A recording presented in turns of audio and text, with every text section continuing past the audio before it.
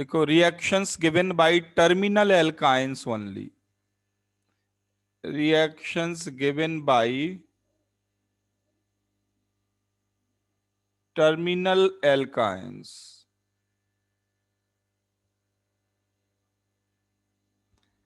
Reactions given by terminal alkynes only। Terminal alkyne में ethyne भी आता है, प्रोपाइन भी आता है, वन ब्यूटाइन आएगा, one butyne, not two butyne, one pentyne आएगा, वन हेक्साइन आएगा। इन सारे एल्काइन को टर्मिनल एल्काइन कहते हैं।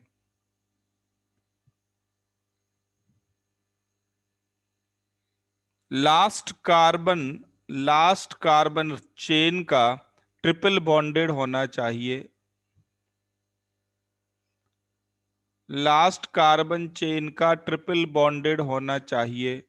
ऐसी एल्काइन को कहते हैं टर्मिनल एल्काइंस। तो ये सब हैं टर्मिनल एल्काइंस। और टर्मिनल एल्काइंस में एक खास बात ये होती है कि उनका जो लास्ट कार्बन पे एच है, लास्ट कार्बन पे जो एच है, वो एच एसिडिक नेचर का होता है। ये जो एच है ये एसिडिक एच है। ट्रिपल बॉन्डेड कार्बन से अटैच हाइड्रोजन में एसिडिक करेक्टर होता है। इसमें इथाइन में तो दो दो एसिडिक एच हैं।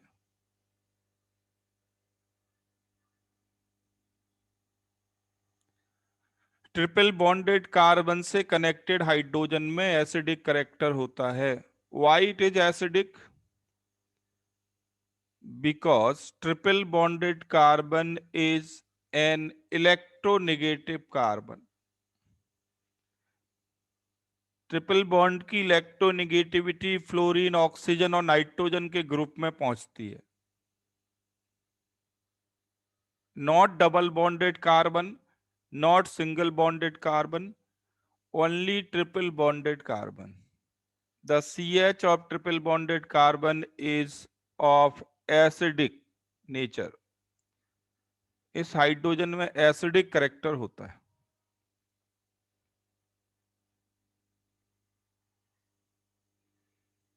तो एसिडिक करेक्टर का क्या प्रूफ है? केमिकल प्रूफ क्या है? तो ये रिएक्शंस हैं। ये रिएक्शंस हैं कि अगर आप इथाइन के 1 मोल में, इथाइन के 1 मोल में सोडियम मेटल एक्सेस में डाल दें तो ये सॉल्ट बनेगा, die sodium salt. Die sodium salt बनने का मतलब ये साफ है कि इसमें दो एसिडिक हाइड्रोजन हैं।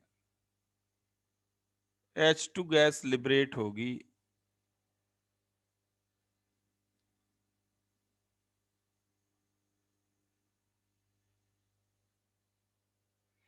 तो इथाइन का 1 मोल अगर आप लेते हैं तो 22.4 लीटर हाइड्रोजन मिलती है एट STP।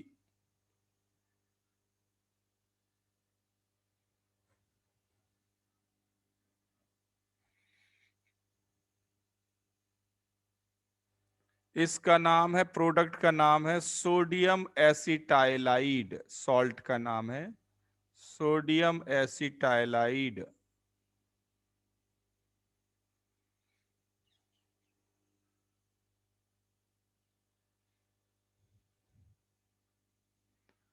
और जरा सोचिए, इथाइन की जगह अगर प्रोपाइन होता और सोडियम मेटल एक्सेस में डाल दो तो भी, बता सकते हो इसके 1 मोल से कितने लीटर हाइड्रोजन गैस मिलेगी आपको?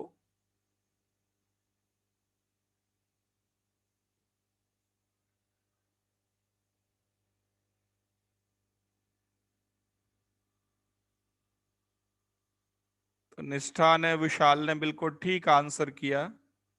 We get 11.2 litre monosodium salt बनेगा। एक ही एसिडिक हाइड्रोजन है तो हाफ मोल H2 मिलेगी, 11.2 लीटर H2 मिलेगी। तो अगर कोई सब्सटेंस सोडियम मेटल से रिएक्ट कर रहा है तो समझ लीजिए कि उसमें एसिडिक हाइड्रोजन है और वो acidic hydrogen H2 gas form में लिबरेट हो रही है।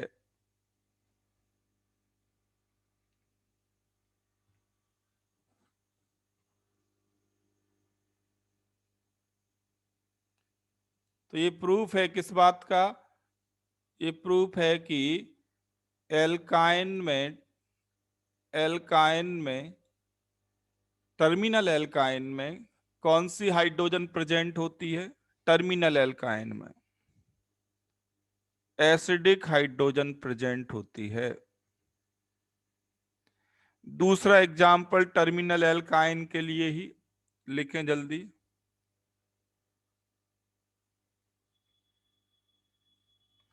इथाइन के 1 मोल में अगर आप ग्रिग्नार्ड रिएजेंट डाल दो, जैसे CH3MgBr, ग्रिग्नार्ड रिएजेंट एक्सेस में डाल दो, तो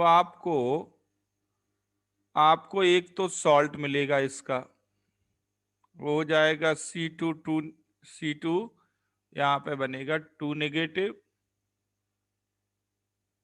और ये MgBr ऐसे लिखो।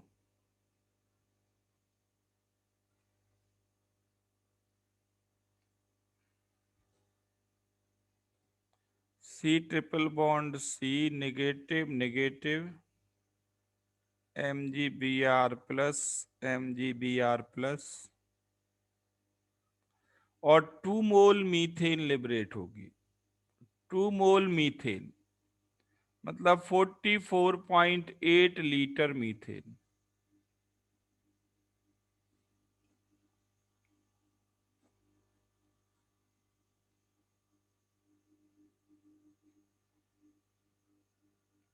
कैसे पता लगा 44.8 लीटर मीथेन आएगी?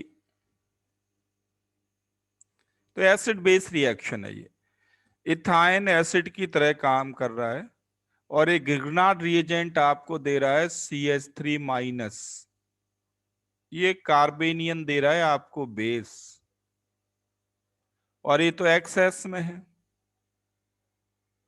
बेस एक्सेस में है। और इथाइन में कितनी एसिडिक हाइड्रोजन है? There are 2 acidic hydrogen.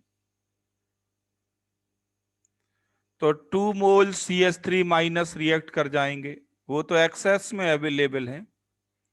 2 mole CH3- react कर जाएंगे और आपको मिल जाएगी 2 मोल मीथेन।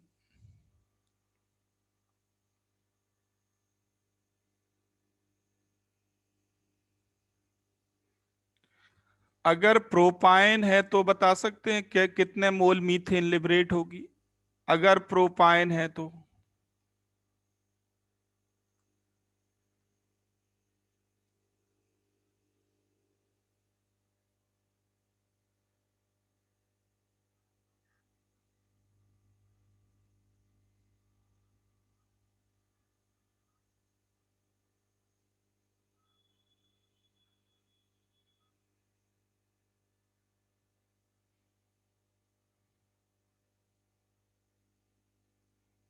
अगर प्रोपाइन का 1 मोल आपके पास है, ग्रिग्नार्ड रिएजेंट आपके पास एक्सेस में है,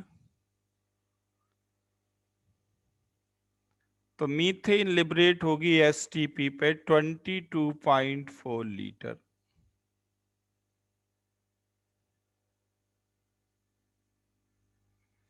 22.4 लीटर मीथेन लिबरेट होगी।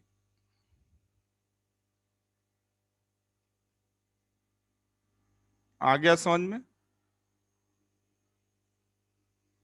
इथाइन के पास, प्रोपाइन के पास एक ही एसिडिक हाइड्रोजन है,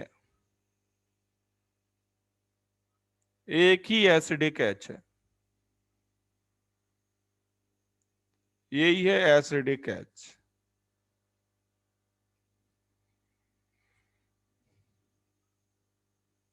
अब प्रॉब्लम कैसे आएगी कंपटीशन में, देखो प्रॉब्लम कैसे आती है। प्रॉब्लम इस तरह से आती है कि आपके पास C4H6 एक ऑर्गेनिक कंपाउंड है। C4H6 ऑर्गेनिक कंपाउंड है जो सोडियम मेटल से रिएक्ट करके हाइड्रोजन गैस आपको देता है। बताइए C4H6 का स्ट्रक्चर क्या है। ऑप्शंस ये हैं, ऑप्शंस ये हैं।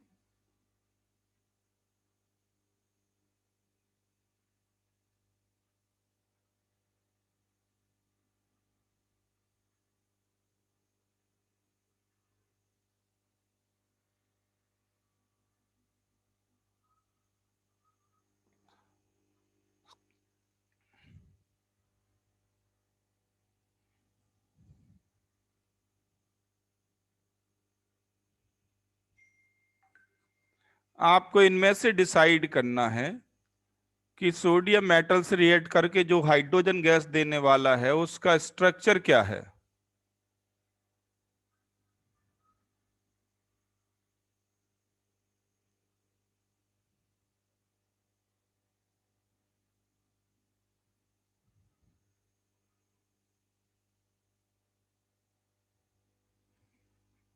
तो करेक्ट आंसर है बी। अब कुछ बच्चे गलत कर रहे, कुछ बच्चे अभी तक ही सोच रहे। उनको मालूम है कि हम टर्मिनल एल्काइन के बारे में बात कर रहे हैं और टर्मिनल एल्काइन तो बी है।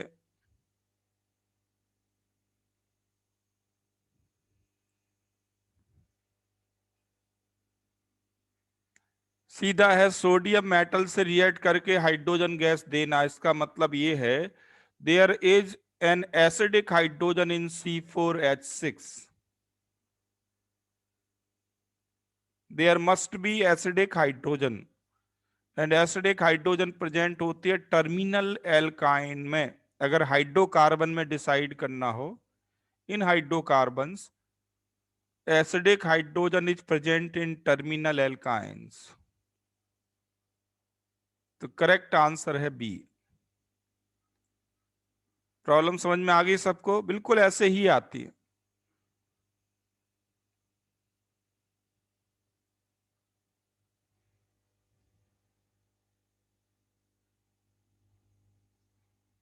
ओके नेक्स्ट लिखो, नेक्स्ट वन।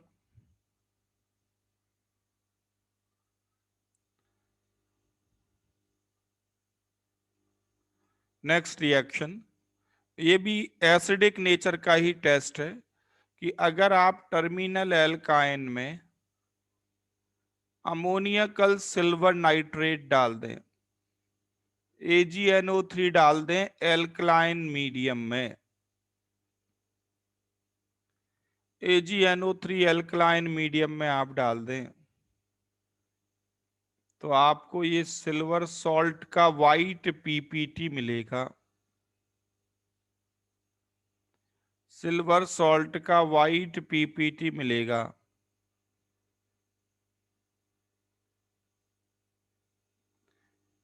और इस वाइट पीपीटी बनने को हम देख सकते हैं by naked eye.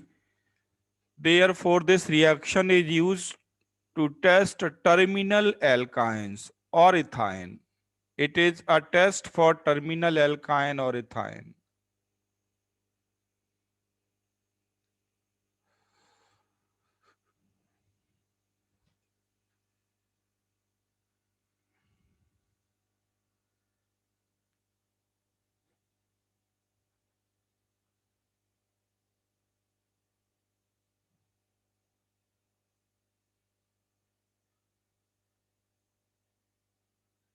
Test for terminal alkyne or ethyne.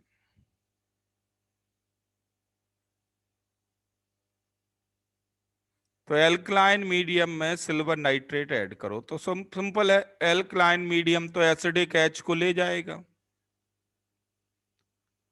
और यहां से सिल्वर आयन है तो सिल्वर सॉल्ट बनेगा। इसी तरह का एक और टेस्ट है, अगर आप इथाइन में ऐड कर दें एल्कलाइन मीडियम में क्यूप्रस क्लोराइड,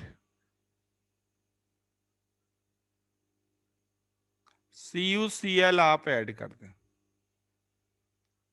CuCl अगर आप ऐड कर दें तो आपको मिलेगा कॉपर एसिटाइलाइड, कॉपर एसिटाइलाइड का रेड पीपीटी। ये रिएक्शन भी टेस्ट के फॉर्म में यूज होती है, इसका नाम है कॉपर एसिटाइलाइड।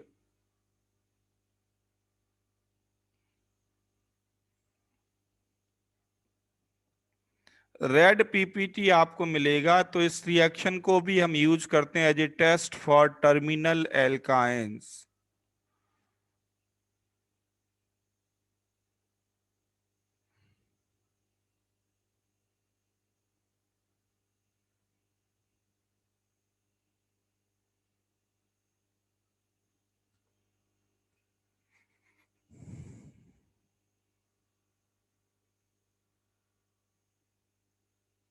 यहां पे ध्यान दें, ये जो सिल्वर सॉल्ट बना इसका नाम है सिल्वर एसिटाइलाइड, सिल्वर एसिटाइलाइड।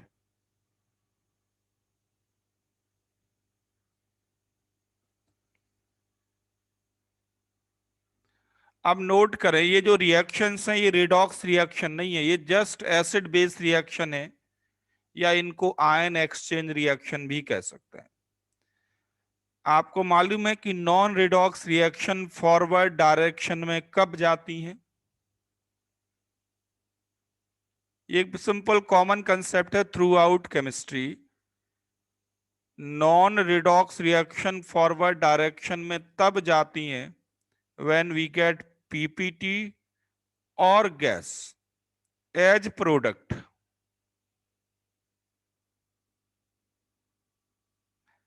अब जरा नोटिस करें इन रिएक्शंस को जो अब तक आप लिख रहे हैं। इस रिएक्शन में क्या बना आप देखें ध्यान से, जैसे हमने इथाइन में सोडियम मेटल डाला, क्या बना? गैस। गैस बनी कि नहीं? सोडियम सॉल्ट पीपीटी नहीं होता, सोडियम सॉल्ट तो सॉल्युबल होता है। यहां भी गैस बनी, यहां भी गैस आपको मिली,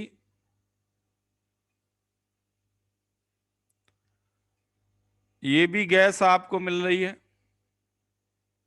बट यहां से देखें, सिल्वर सॉल्ट तो आपको मालूम है कोवेलेंट होते हैं, इनसॉल्युबल होते हैं। तो ये फॉरवर्ड गई किसकी वजह से? पीपीटी फॉर्मेशन की वजह से। यहां भी आपको क्या मिला? पीपीटी। ये सब नॉन रिडॉक्स रिएक्शंस हैं, नॉन रिडॉक्स।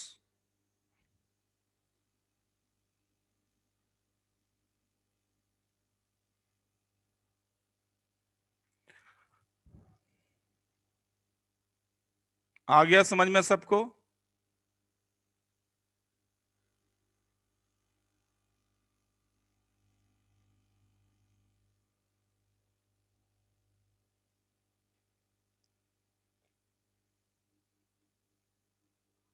नेक्स्ट लिखो, ओजोनोलिसिस। ओजोनोलिसिस बहुत ही आसान है ये। मान लीजिए आपके पास कोई ये एल्काइन है, O3 ऐड कर दिया, CH2Cl2 सॉल्वेंट है, -78 डिग्री सेल्सियस टेम्परेचर है, और फिर सेकंड स्टेप में रिड्यूसिंग एजेंट है। तब तो ट्रिपल बॉन्ड कंप्लीटली ब्रेक नहीं होगा, तब ट्रिपल बॉन्ड कंप्लीटली ब्रेक नहीं होगा, डाइओन बनता है।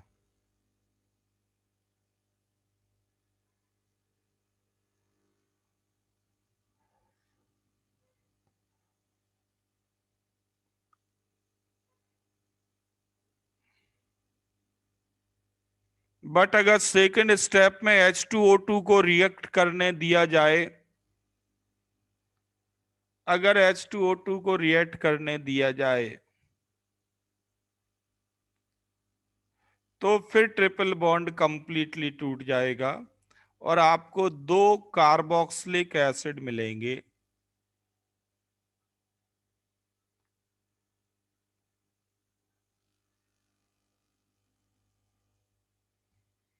दो कार्बोक्सिलिक एसिड मिलेंगे।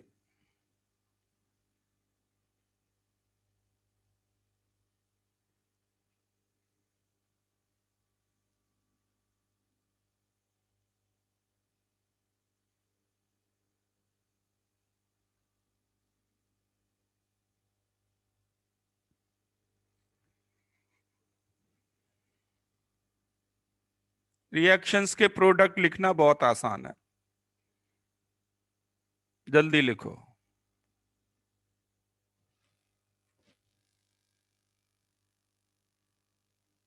लिख लिया?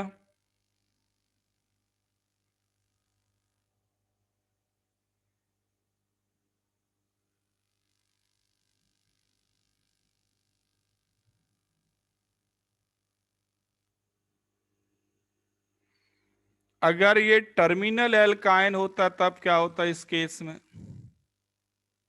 अगर ये टर्मिनल एल्काइन होता, मैं यहाँ एक स्पेसिफिक एग्जांपल ले रहा हूं टर्मिनल एल्काइन का।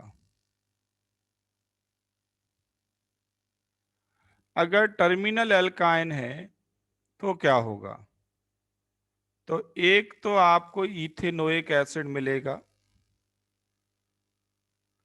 दूसरा प्रोडक्ट बता सकते हो क्या बनेगा?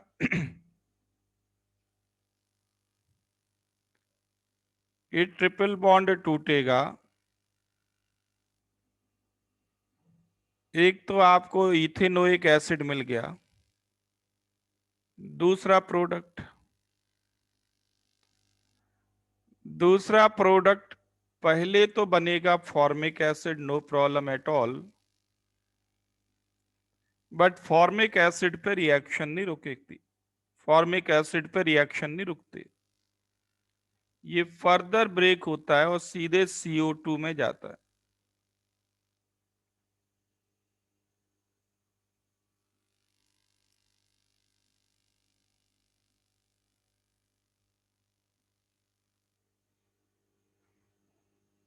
अगर टर्मिनल एल्काइन है तो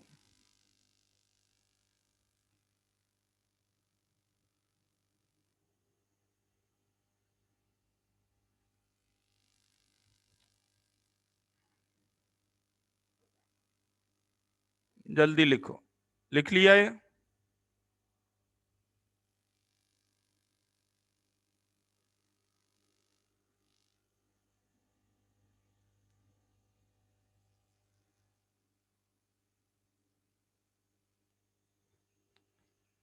तो ये तो बात हुई अबाउट ओजोनोलिसिस, और एक और लास्ट रिएक्शन लिखो, पॉलीमराइजेशन।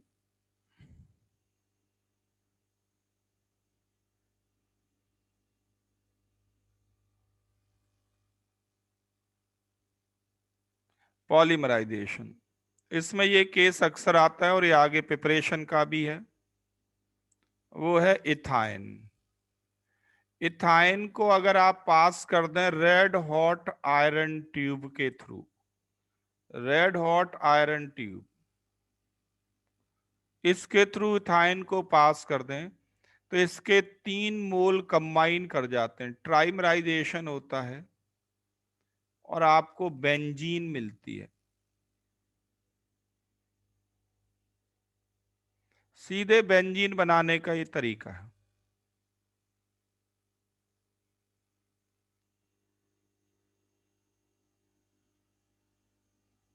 अगर आप ट्राइमराइजेशन कर दें इथाइन का तो 3 मोल इकट्ठे हो जाते हैं। जरा अंदाजा लगाइए, अपने आप प्रिडिक्ट कीजिए कि अगर प्रोपाइन का ट्राइमराइजेशन करें तब क्या होगा? अगर प्रोपाइन को रेड हॉट आयरन ट्यूब के थ्रू पास कर दें,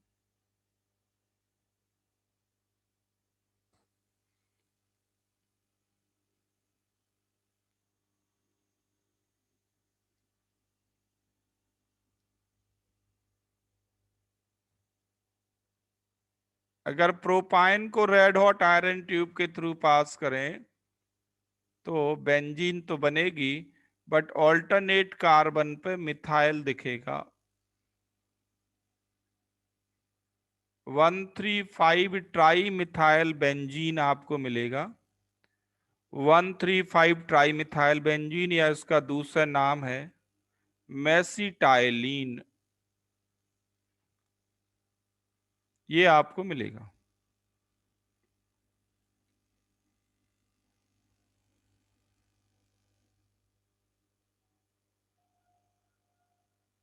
बस यही दो याद करने, ये दो से ज्यादा नहीं आते, आगे सोचना नहीं।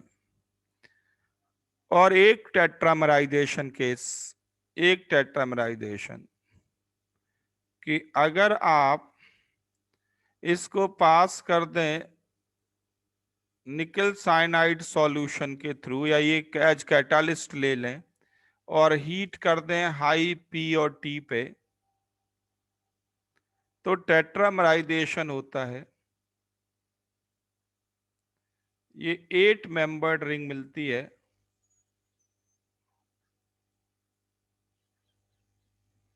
टेट्रामराइजेशन होता है।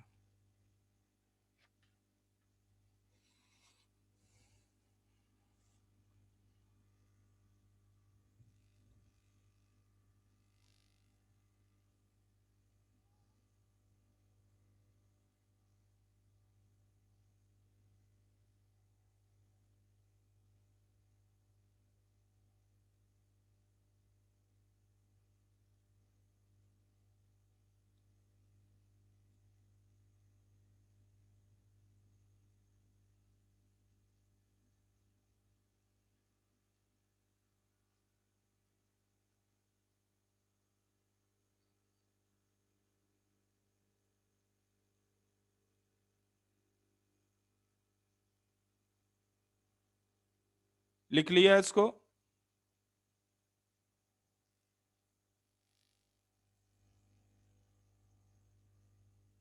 तो ये तो बात हुई अबाउट इथाइन, ठीक है। इसकी फर्दर जो एक्स्ट्रा रिएक्शंस हैं वो आपको 12th में पढ़ाएंगे। वैसे इतना जेई मेंस तक तो इतना ही आना है, नीट तक। जेई एडवांस में एक्स्ट्रा आता है, वो आपको बाकी चीजें 12th में कवर करेंगे, ठीक है। ओके, नेक्स्ट लिखो। ये तो बात हुई about aliphatic hydrocarbon, aliphatic hydrocarbon. अब थोड़ा इनके कन्वर्जन के बारे में देखें। कन्वर्जन के बारे में अगर मैं आपसे ये कहूं कि मीथेन से बेंजीन बनाओ, मीथेन से benzene, minimum number of steps में ये कन्वर्जन करना।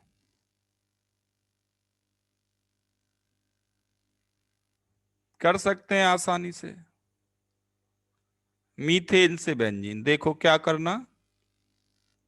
मीथेन का पहले तो करना ट्राई क्लोरीनेशन सनलाइट की प्रेजेंस में।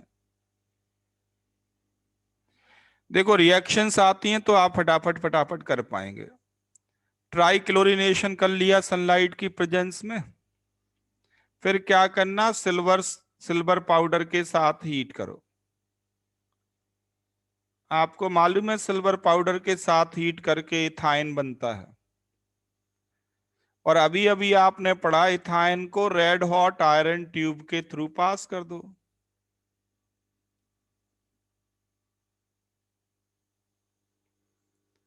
तो ट्राइमराइजेशन हो जाएगा, क्या मिल जाएगा आपको, बेंजीन।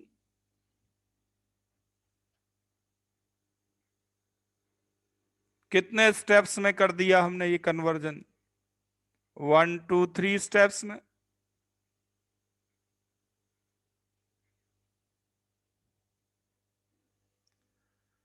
दूसरा देखो, अगर आपसे कहें इथीन से बेंजीन बनाओ, इथीन से बेंजीन,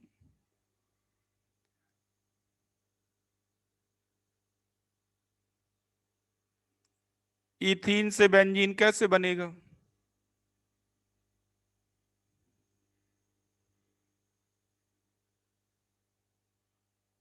बहुत ही आसान है। पहले इसमें आप ऐड कर लो Br2 कार्बन डाइसल्फाइड सॉल्वेंट की प्रेजेंस में। तो आपको मालूम है कि डबल बॉन्ड सिंगल बॉन्ड में कन्वर्ट हो जाएगा और 2 Br आ जाएंगे। आप लिख चुके हैं, सिंपल है। और फिर इसका करो डिहाइड्रो हेलोजिनेशन। पहले तो एल्कोहलिक क्यूएच के साथ हीट करो और फिर NaNH2 के साथ हीट करो, तब ये कन्वर्ट होगा इथाइन में। देखो इथाइन बनाने का ये मेथड आपने लिखा होगा।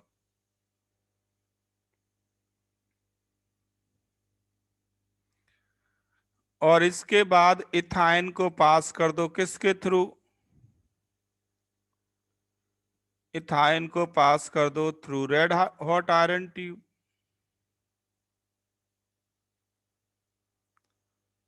तो ये इथीन से बेंजीन कन्वर्जन भी कितने स्टेप्स में हो गया? इथीन से, सॉरी, इथीन से 3 स्टेप में ये भी हो गया।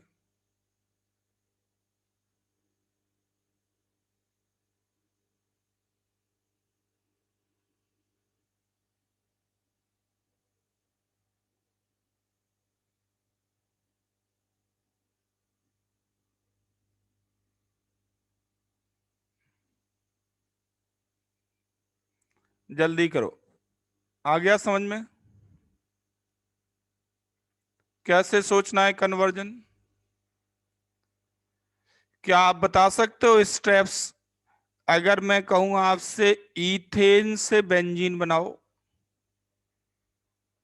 क्या आप स्टेप्स बता सकते हो? कोई भी अनम्यूट करके बोले।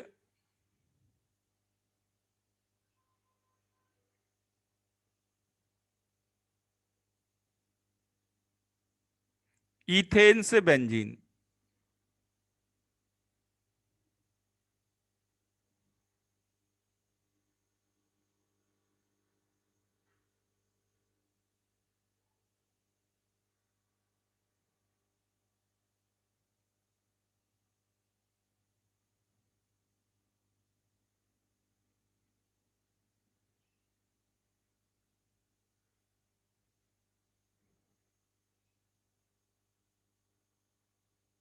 इतनी देर थोड़ी लगती, इतनी देर नहीं लगती। अच्छा, सिंपली इथेन से इथीन बनाओ। इथेन से इथीन बना सकते हो, फिर इथीन के बाद ये स्टेप कॉपी कर दो।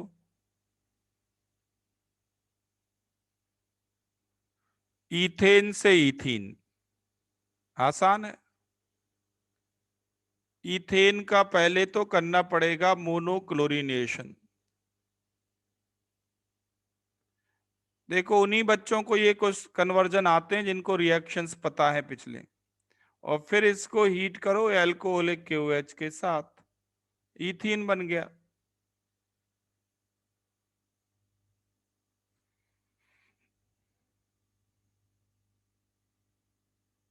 और इथीन बन गया तो इथेन के बाद ये स्टेप्स कॉपी कर लो।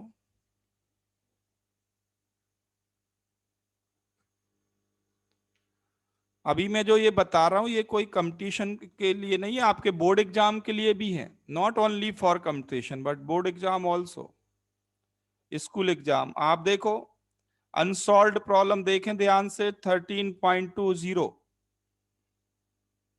अनसॉल्व्ड प्रॉब्लम एक्सरसाइज हाइड्रोकार्बन्स की। हाइड्रोकार्बन्स की एक्सरसाइज एनसीईआरटी ओपन करो, 13.20।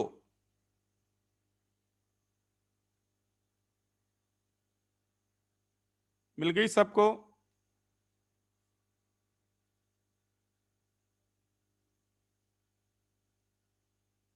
13.20 में ये कह रहे हैं इथाइन को, इथीन को और हेक्सेन को बेंजीन में कन्वर्ट करो। इथाइन, इथीन एंड हेक्सेन को बेंजीन में कन्वर्ट करो।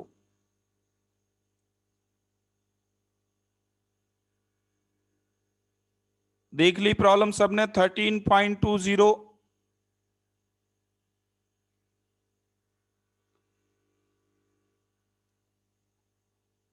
अब एक और रह गया हेक्सेन।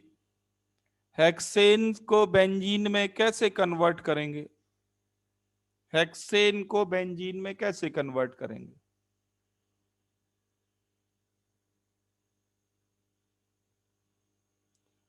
C6H12 को, ये है हेक्सेन, जब अकेला लिखा हो तो नॉर्मल हेक्सेन हो गया।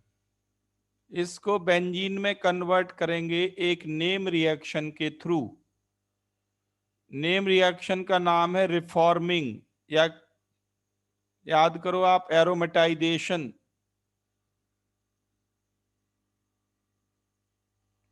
एल्केन में आपने लिखा होगा, एरोमेटाइजेशन एल्केन में आपने लिखा है। बस आप मुझे बता दो कैटालिस्ट कौन सा लेते हैं। कैटालिस्ट कौन सा लेते हैं?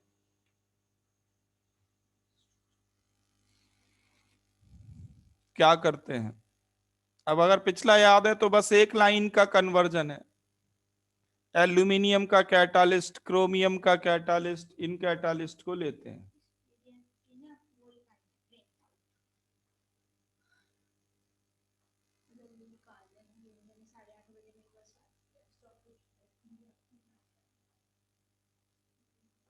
Cr2O3H कैटालिस्ट आप ले सकते हैं।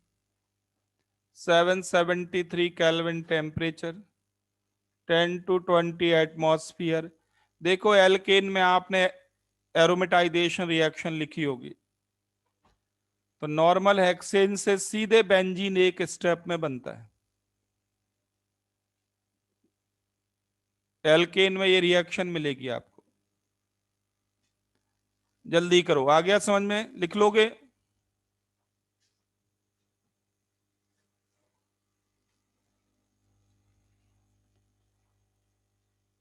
देर मत लगाओ।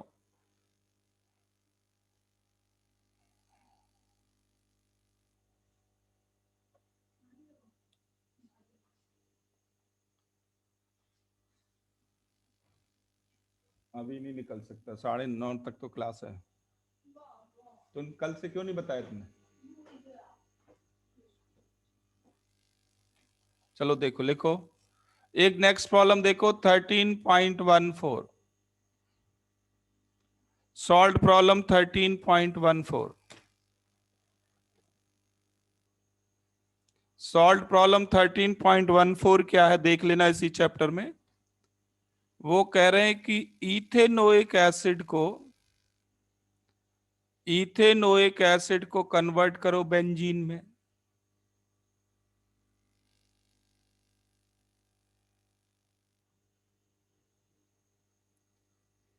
फास्ट करो। इथेनोइक एसिड को बेंजीन में कन्वर्ट करो। एक स्टेप ही मैं लिखूंगा, बाकी आप लिख चुके हैं। रेड फास्फोरस HI डाल दें तो इथेनोइक एसिड इथेन में कन्वर्ट होता है, और इथेन के बाद आप इथीन बनाएं। इथेन के बाद आप इथीन बनाएं। क्या क्या डालना पड़ेगा आप सोचो। इथीन से इथाइन बनाएं, सोचो क्या क्या डालें। और इथाइन के बाद फिर बेंजीन पे पहुंच जाएं।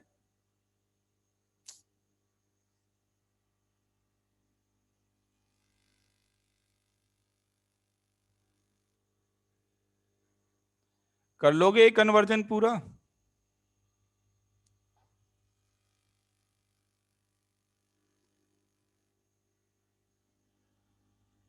Solve problem 13.14।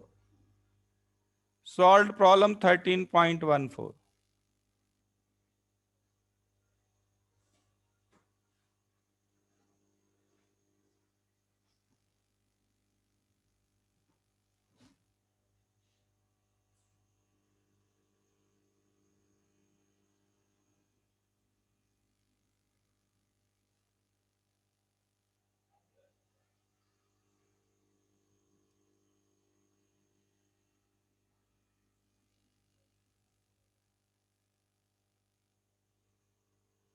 चलो ठीक है, बहुत बढ़िया।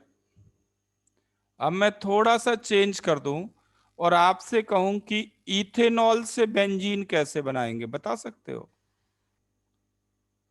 इथेनॉल से बेंजीन।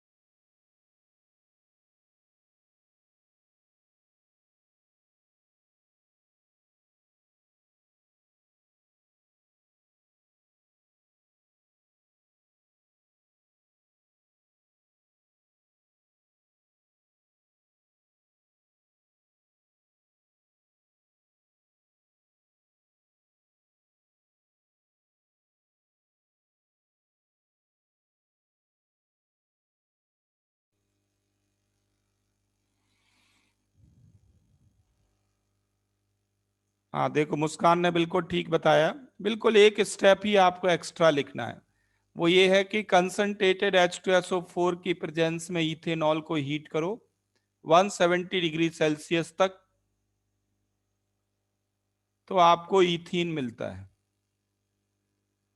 बाकी आप जानते हैं कि इथीन से इथाइन बनाना क्या क्या करें, और इथाइन से फिर बेंजीन पे आना। एक ही स्टेप एक्स्ट्रा है, वो है इथेनॉल से इथीन पे आना। जल्दी करो, आ गया समझ में सबको?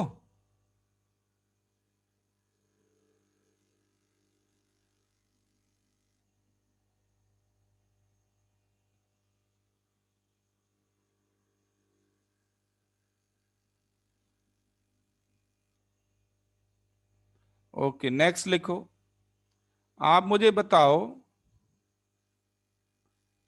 साइक्लोहेक्सेन आपके पास है, साइक्लोहेक्सेन से नॉर्मल हेक्सेन कैसे बनेगा?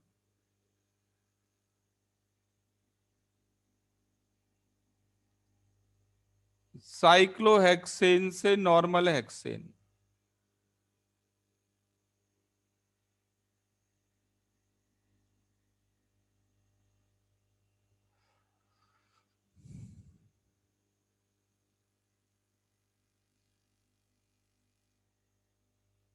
बोलो जल्दी।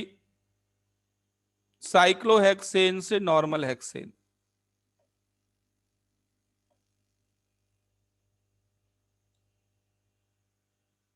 तो देखो, आप कर चुके हैं, ज्यादा देर हम इसमें लगा नहीं सकते। सारा कुछ आपकी नोटबुक में लिखा है, मैं कुछ एक्स्ट्रा बात नहीं पूछ रहा हूं। साइक्लोहेक्सेन का पहले क्लोरीनेशन करो अल्ट्रावायलेट रेडिएशन की प्रेजेंस में, क्लोरोसाइक्लोहेक्सेन बना लो। फिर इसका एलिमिनेशन करो, एल्कोहलिक QH के साथ हीट करके एल्कीन बना लो। एल्कीन का आप ओजोनोलिसिस करो, ओजोनोलिसिस, क्योंकि हमें तो रिंग तोड़ना है, हमें तो रिंग ब्रेक करना है, तो इसका ओजोनोलिसिस करो।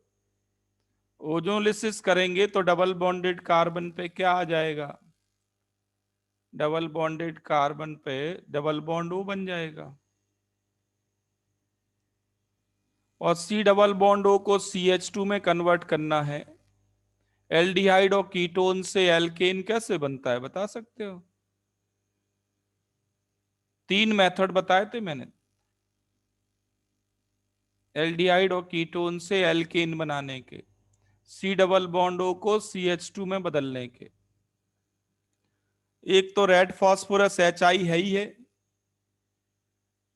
निष्ठा बर्थ रिडक्शन नहीं होता है बेटा, वो तो C डबल बॉन्ड C को रिड्यूस करने के लिए होता है, C ट्रिपल बॉन्ड C को रिड्यूस करने के लिए, sorry, C triple bond C से C डबल बॉन्ड C बनना। C डबल बॉन्ड O को CH2 में रिड्यूस करने के लिए हम यूज कर सकते हैं रेड फास्फोरस HI, या फिर याद करो क्लेमेंशन रिडक्शन, याद आ रहा है?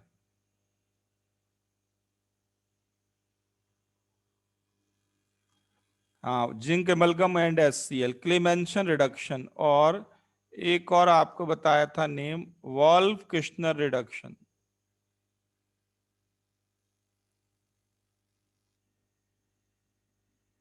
ये 3 तरीके हैं C डबल बॉन्ड O को CH2 में कन्वर्ट करने के। तो नॉर्मल हेक्सेन को बना सकते हैं फ्रॉम साइक्लोहेक्सेन। देखो सारे स्टेप्स आपकी नोटबुक में लिखे होंगे, बस उनको लिंक करने की जरूरत है। और ये याद आते हैं बच्चों को, ऐसा नहीं है, उन बच्चों को याद आते हैं जो राइटिंग प्रैक्टिस करते हैं। रीडिंग करने वाले तो अपने आप को एम्प्टी फील करेंगे, उन्हें लगेगा करें कैसे, अचानक से ब्लैंक फील करेंगे। वो बच्चे जो नोट्स की रीडिंग करते हैं, जिन्होंने राइटिंग प्रैक्टिस की होगी, उनके दिमाग में तुरंत घूमेगा कि ऐसे ऐसे हो जाएगा।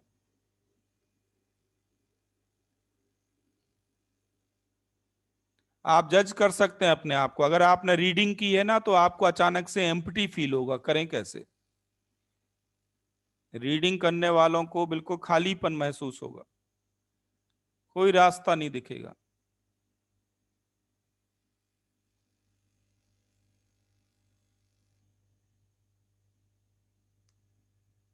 समझ में आ गया इतना सबको?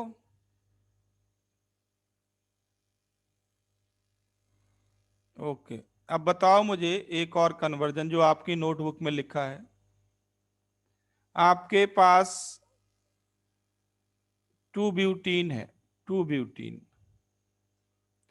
2 ब्यूटीन को आइसो ब्यूटीन में कन्वर्ट करो, क्या करेंगे?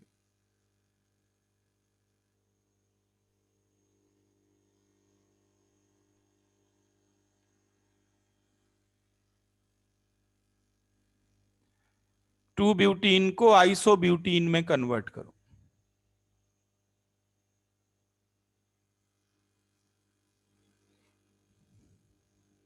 देखो अगर 1 मिनट से ज्यादा टाइम लगता है, इसका मतलब आप राइटिंग प्रैक्टिस नहीं कर रहे।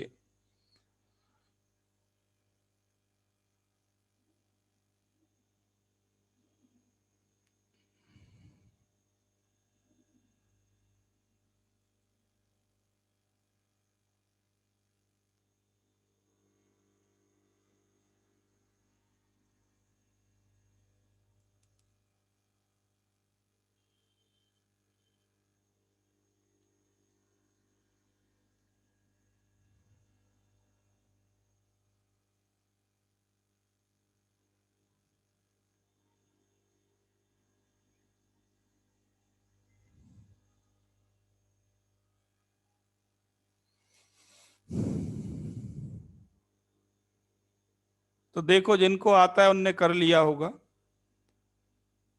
हाइड्रोजन ऐड करो पैलेडियम कैटालिस्ट की प्रेजेंस में, हाइड्रोजनेशन करो, नॉर्मल एल्केन बना लो। नॉर्मल एल्केन का आइसोमराइजेशन करो, एनहाइड्रस AlCl3 और HCl की प्रेजेंस में आइसोब्यूटेन बनेगा। एनसीईआरटी में भी ये रिएक्शन लिखी है, एन ब्यूटेन आइसोब्यूटेन में चला जाएगा। फिर इसका ब्रोमिनेशन करो अल्ट्रावायलेट रेडिएशन की प्रेजेंस में, तो टर्शरी कार्बन पे Br आएगा, ब्रोमिनेशन हो जाएगा।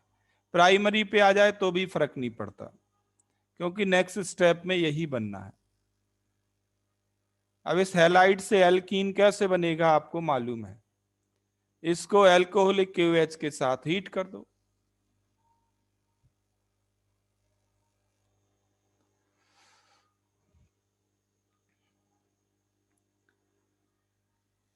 ये देखो कौन सा स्टेप आपकी नोटबुक में नहीं लिखा, कौन सा स्टेप नोटबुक में नहीं है, ये देख के बताओ मुझे, तो आपको लगेगा सारे स्टेप्स लिखे हुए।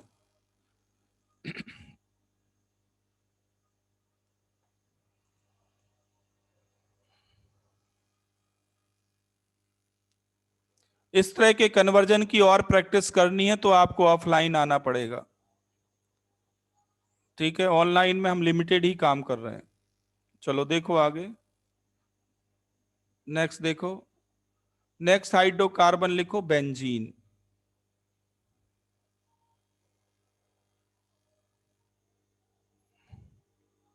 नेक्स्ट बेंजीन,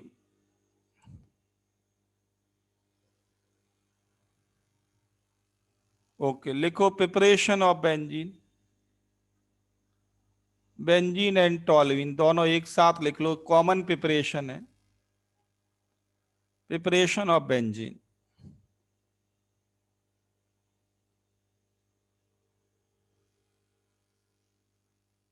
जैसे आपके पास मान लीजिए कोई टर्मिनल एल्काइन है और इसमें आप गिगनार्ड रिएजेंट डाल दें C6H5MgBr, C6H5MgBr आप डाल दें, एसिड बेस रिएक्शन होगी, एक सॉल्ट बन जाएगा, एक सॉल्ट बनेगा और एरोमेटिक स्टेबल कंपाउंड मिलेगा आपको बेंजीन।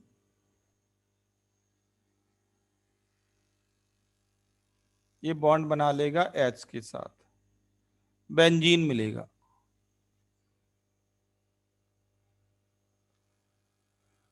और अगर इसमें गिगनार रिएजेंट बदल दें आप,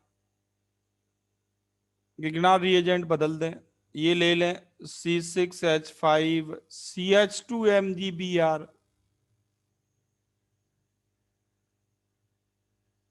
तो सॉल्ट तो सेम ही बनना है, सॉल्ट तो सेम ही बनेगा, बट बेंजीन की जगह क्या मिलेगा आपको, टॉल्यूइन। ये सिंपल एसिड बेस रिएक्शन है, it is nothing but N acid base reaction, N acid base reaction.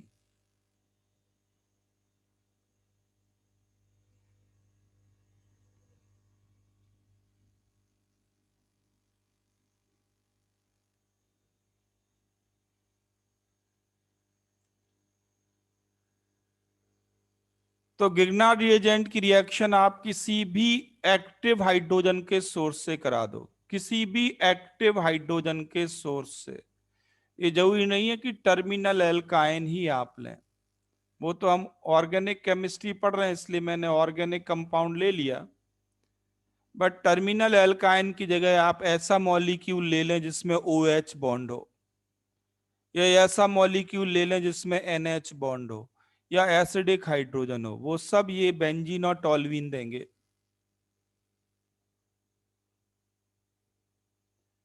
मैं आपसे सिंपली ये कहूं कि इस गिगनार्ड रिएजेंट में मैंने वाटर डाल दिया, इसका हाइड्रोलिसिस कर दिया, बताओ क्या बनेगा। अगर आप कंसेप्चुअली ध्यान दें तो आपको लगेगा कि ये दोनों रिएक्शन सेम ही हैं, कंसेप्चुअली आपको सेम ही लगना चाहिए।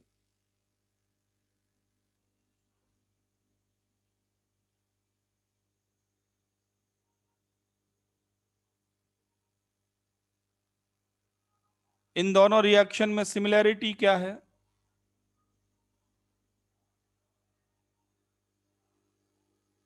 क्या सिमिलैरिटी है? सिमिलैरिटी है एक्टिव हाइड्रोजन की। यहां ट्रिपल बॉन्ड CH है, यहां OH बॉन्ड। एक्टिव हाइड्रोजन की सिमिलैरिटी है।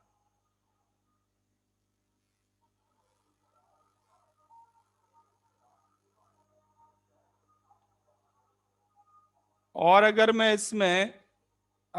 इसमें ऐड कर दूं एल्कोहल, क्या फर्क पड़ेगा बताओ? तब भी बेंजीन ही बनेगा,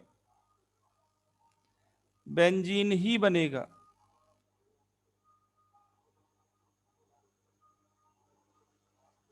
पूरा फ्रेगमेंट करें तो ऐसे दिखेगा ये। तो आपने टर्मिनल एल्काइन ले लिया, वाटर ले लिया, एल्कोहल ले लिया, इन सब में क्या प्रेजेंट है? इन सब में प्रेजेंट है एक्टिव हाइड्रोजन।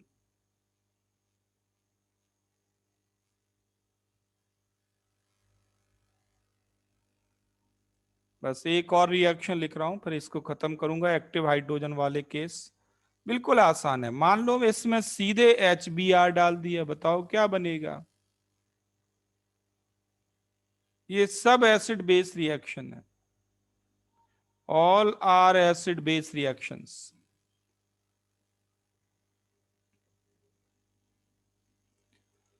आ गया समझ में सबको? गिगनार रिएजेंट से बेंजीन बनाना और गिगनार रिएजेंट से टोलुइन भी बना सकते हो, बिल्कुल सेम तरीके से।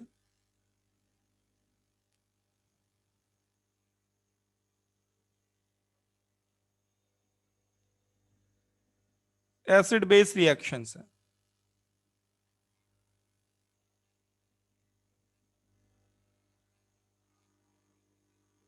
नेक्स्ट फिफ्थ रिएक्शन आप कर ही चुके हैं, वो है ट्रिपल बॉन्ड का ट्राइमराइजेशन।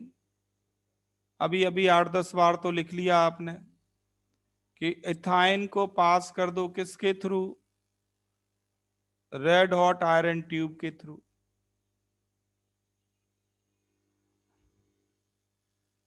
बेंजीन बन जाएगा। और नॉर्मल हेक्सेन से बेंजीन बन जाएगा, एरोमेटाइजेशन। एरोमेटाइजेशन लिख लोगे कंडीशंस अपने आप?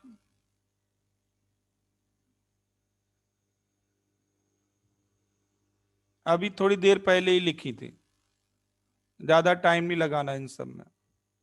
और नॉर्मल हेक्सेन की जगह नॉर्मल हेप्टेन हो तो क्या मिलेगा? नॉर्मल हेक्सेन की जगह नॉर्मल हेप्टेन हो तब क्या बनेगा?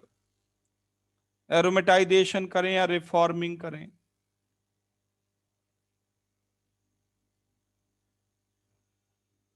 तब टोलुइन बन जाएगा।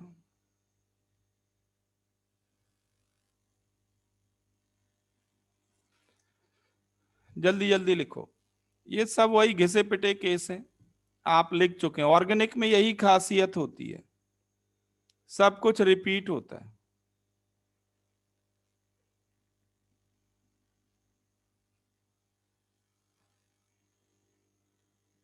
नेक्स्ट सोडा लाइम के साथ भी आप लिख चुके हैं एल्केन प्रिपरेशन। आप याद करें, CH3CONA को अगर हम हीट कर दें CaO और NaOH मिक्सचर के साथ, इसका नाम है सोडा लाइम। इसे सोडा लाइम कहते हैं। तो मीथेन बनता है। अगर मैं CH3 की जगह C6H5 ले लूं तो क्या बनेगा बता सकते हो? सोडा लाइम के साथ हीट कर दें,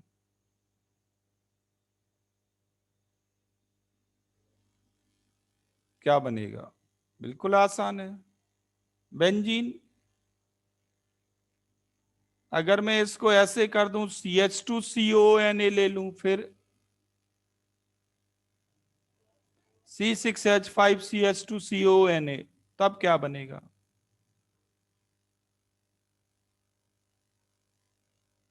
तब टॉल्यूइन बनेगा।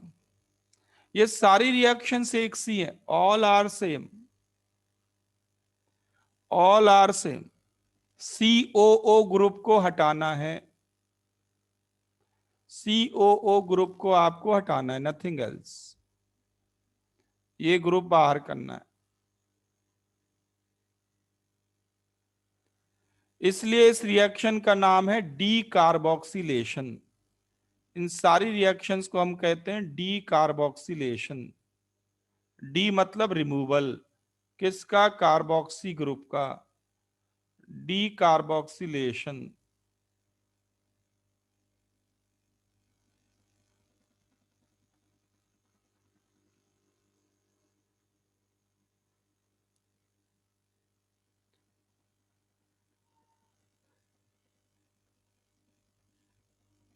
अब यही प्रॉब्लम कंपटीशन में कैसे आती है? कंपटीशन में इस तरह से आती है, वो कहेंगे कि आपके पास मान लीजिए ये है,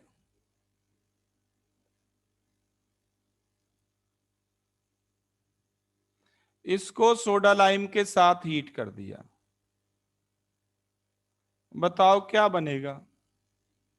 ऐसे आना है, इसको सोडा लाइम के साथ हीट कर दिया, क्या बनेगा?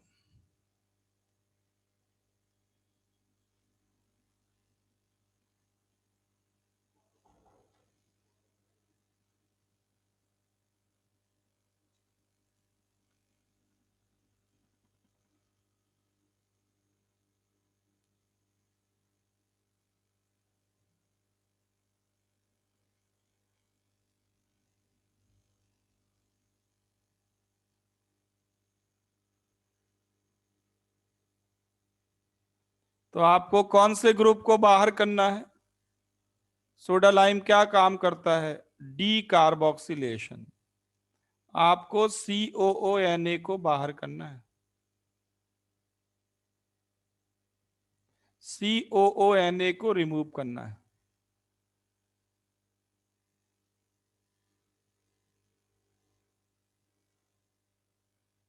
तो आंसर है टॉल्यूइन बन जाएगा। CONA सोडियम हाइड्रोक्साइड से रिएक्शन करके Na2CO3 में आता है। बट इसकी इंपॉर्टेंस नहीं है, इंपॉर्टेंस ऑर्गेनिक कंपाउंड की है।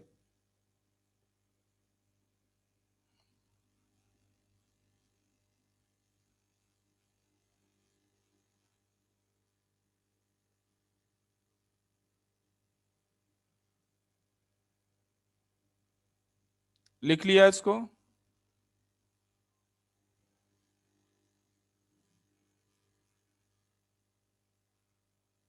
ओके, नेक्स्ट मेथड लिखो, रिडक्शन।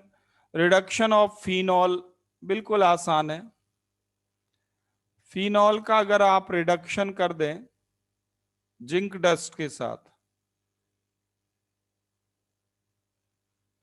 तो फिनॉल रिड्यूस होगा, Zn ऑक्सीडाइज होगा और ये बेंजीन में कन्वर्ट हो जाएगा।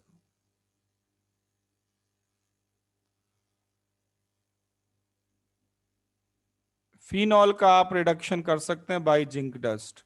इसी तरह से एक कंपाउंड होता है जिसका नाम है diazonium salt, C6H5N2Cl, benzene diazonium chloride.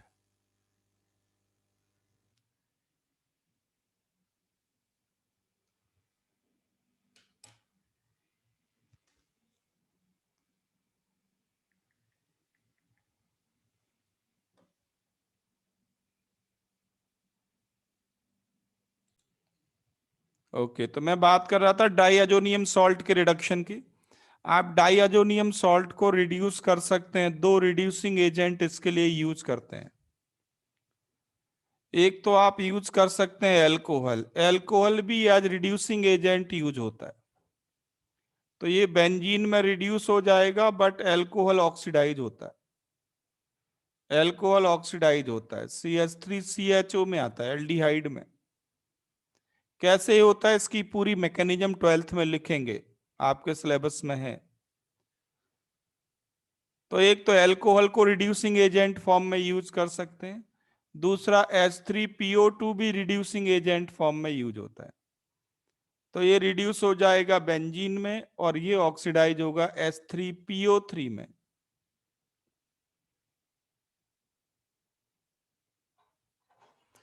तो बेंजीन डाई एजोनियम क्लोराइड को आप रिड्यूस कर सकते हैं, benzene diazonium chloride.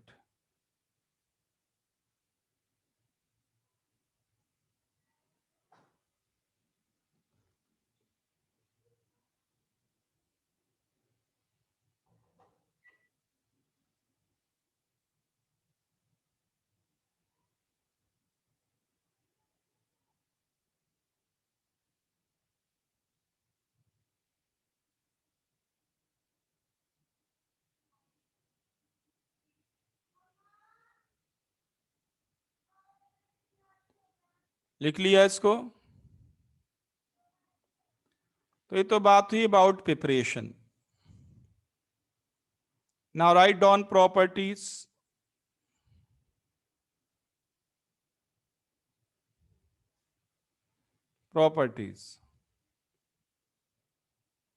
Properties में इनकी जो रिएक्शंस है उनका नाम है electrophilic substitution reaction. Electrophilic substitution reaction.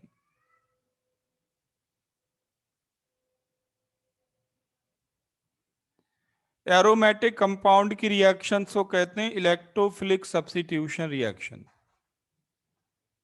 इनको लिखते हैं एस, कैपिटल एस सबस्क्रिप्ट में ई और फिर ए आर। क्या मतलब इसका? S for substitution, E for electrophilic, और ए आर का क्या मतलब है?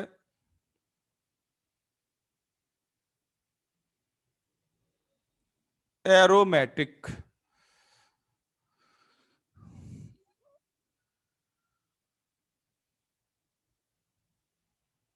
Electrophilic substitution reactions in aromatic compounds. Electrophilic substitution reaction, इनकी मैकेनिज्म में 3 स्टेप्स होते हैं। इनकी मैकेनिज्म कॉमन होती है ये सारी रिएक्शंस में, केवल पहला स्टेप डिफर करता है। पहला स्टेप होता है generation of electrophile. Generation of electrophile, केवल पहला स्टेप डिफर करेगा। इलेक्ट्रोफाइल को मैं E+ से लिख रहा हूं।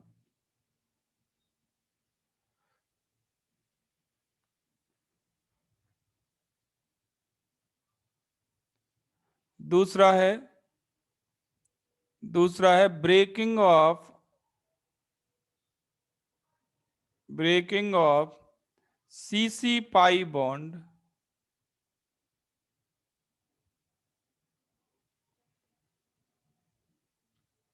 in presence of electrophile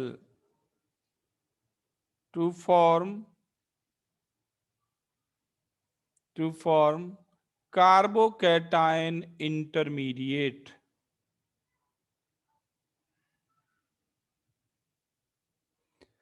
Breaking of CC pi bond in presence of electrophile to form CC pi bond.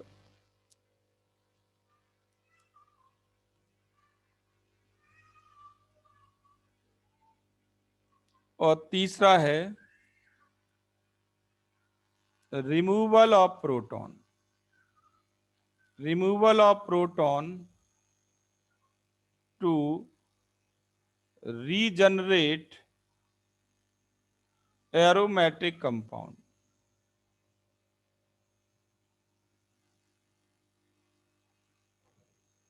जब आप पाई बॉन्ड तोड़ेंगे तो एरोमेटिसिटी खत्म हो जाती है, उसको रीजनरेट करना पड़ता है। तो वो रीजनरेट करने के लिए प्रोटॉन रिमूव करना होगा।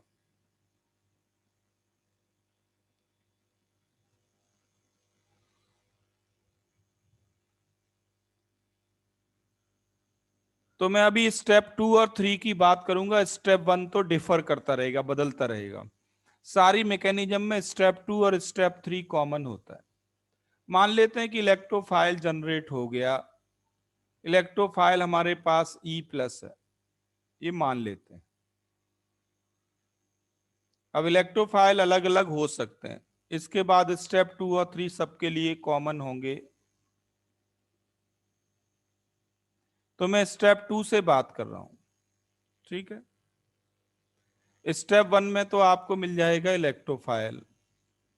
मैकेनिज्म का स्टेप 1 है, आपको प्रोडक्ट मिलेगा इलेक्ट्रोफाइल। कैसे आया अभी बताएंगे आगे।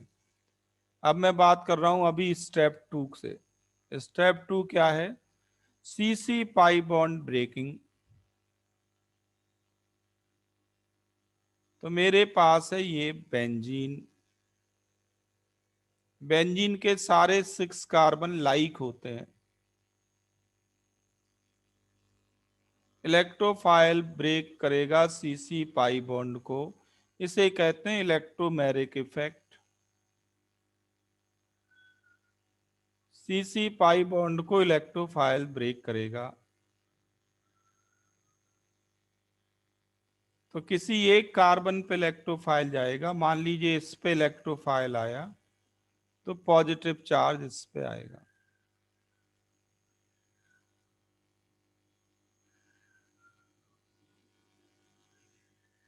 पॉजिटिव चार्ज इस कार्बन पे आ जाएगा, ठीक है। ये पॉजिटिव चार्ज है। ये जो कार्बोकैटायन बना रेजोनेंस स्टेबलाइज्ड है। ये कार्बोकैटायन आप देखें next C double bond C है, उसके बाद फिर ऑल्टरनेट। बट ये जो प्रोडक्ट बना, ये ध्यान देना, ये नॉन एरोमेटिक है। ये कार्बोकैटायन नॉन एरोमेटिक है। एरोमेटिक नॉन एरोमेटिक कैसे पहचानना है आपको मैंने बता दिया था सारा डिटेल।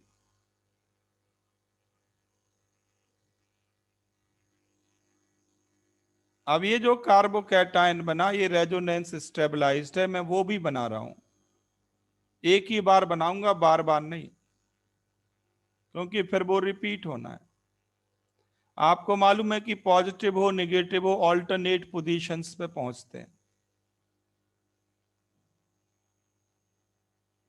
तो यहां पॉजिटिव आ जाएगा, डबल बॉन्ड यहां दिखेगा।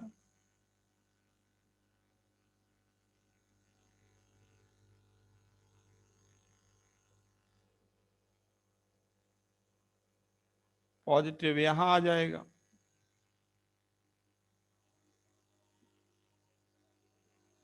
ये आपको कंट्रीब्यूटिंग स्ट्रक्चर्स मिलेंगे। ये है रेजोनेंस स्टेबलाइजेशन या delocalization of positive charge. Delocalization of positive charge. Curly arrow बनाना चाहते हैं तो वो भी कर सकते हैं, यहां पे ऐसे बनाओ, यहां पे इसको दिखाओ। कर्ली एरो भी आप बना सकते हैं।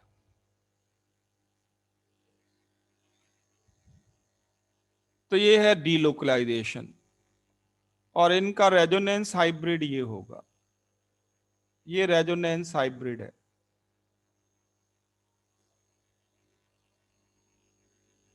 आप ध्यान दें, पॉजिटिव चार्ज इस कार्बन से लेके और इस कार्बन तक डिस्पर्स है। सेंटर पे प्लस दिखा दो, ये है रेजोनेंस हाइब्रिड।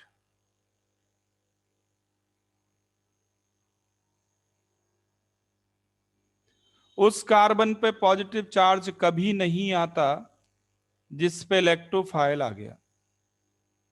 ये कार्बन पे पॉजिटिव चार्ज नहीं आता। तो ये पॉजिटिव चार्ज या pi electron cloud through out the ring नहीं है, इसलिए नॉन एरोमेटिक है ये।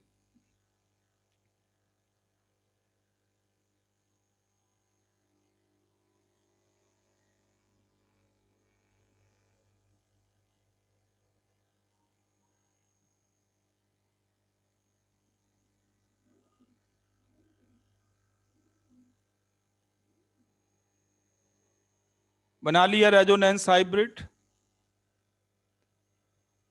अब last step, third step, last one. Third step क्या है? थर्ड स्टेप है removal of proton. Removal of proton. तो प्रोटॉन कहां से रिमूव करें और वापस एरोमेटिक भी बनाना। तो प्रोटॉन उसी कार्बन से रिमूव होगा जिस कार्बन पे इलेक्ट्रोफाइल आया। इस पे एक एच भी है, हर एक कार्बन पे एक एक एच है, इस पे एक एच भी है। तो प्रोटॉन उसी कार्बन से रिमूव करते हैं जिस पे इलेक्ट्रोफाइल आता है। प्रोटॉन हटा दिया तो ये वापस एरोमेटिक बन गया।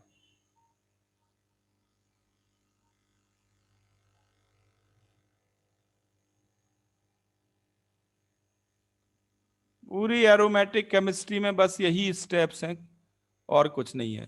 तो स्टेप 2 और स्टेप 3 तो कॉमन होंगे, केवल स्टेप 1 बदलेगा, केवल इलेक्ट्रोफाइल चेंज होगा।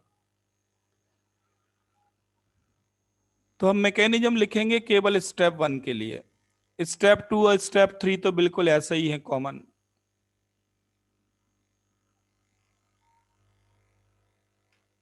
जल्दी करो। समझ में आ गया इतना आप सबको?